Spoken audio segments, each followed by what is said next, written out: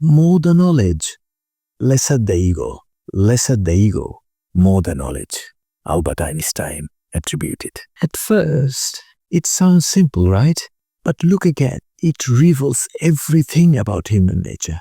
The quote offers a powerful insight into the relationship between true understanding and ego-driven behavior. Because when you truly know, you don't need to shout, you don't need to impress, and you don't need to be right all the time. Real knowledge humbles you.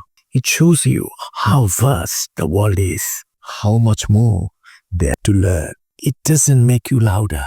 It makes you quieter, more curious, more open, more grounded.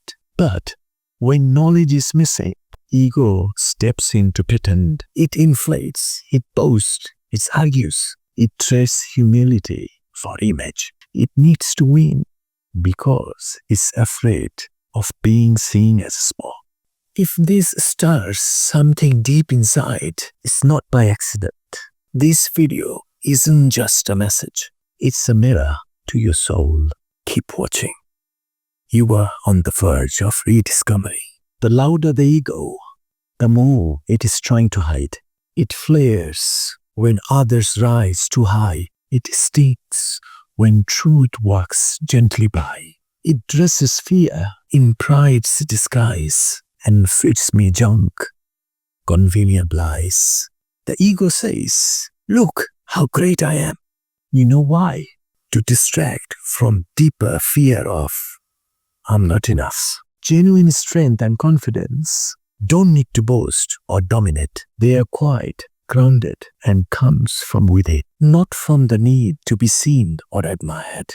Imagine a team member who refuses to accept feedback during a performance review. Instead of seeing it as a chance to improve, it feels attacked and responds defensively. He may say things like, they just don't understand my style, or they're out to get me, rather than pondering, what can I learn from this? You see, the ego shields us from discomfort, but it also blocks growth and healthy relationships. Now, let me talk about the hidden forms of ego. Not all ego is loud and arrogant. Sometimes it shows up as insecurity, imposter syndrome, or perfectionism. They are the ways the ego tried to protect itself from perceived threats to identity. Let's clarify with some examples. Say an artist who never finishes a painting because it's not good enough is driven by an ego afraid of failure. The manager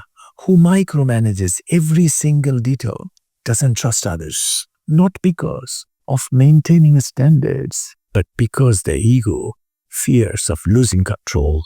Allama Muhammad Iqbal, a philosopher and a poet, he says, the ultimate aim of the ego is not to see something, but to be something. When your ego helps you to say no, to set your boundaries, to take pride in your work, that's the hit ego.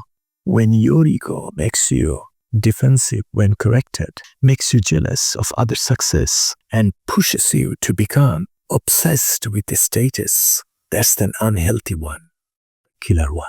If you ever feel your ego is rising, ask yourself, is it coming from what I know or what I fear I don't?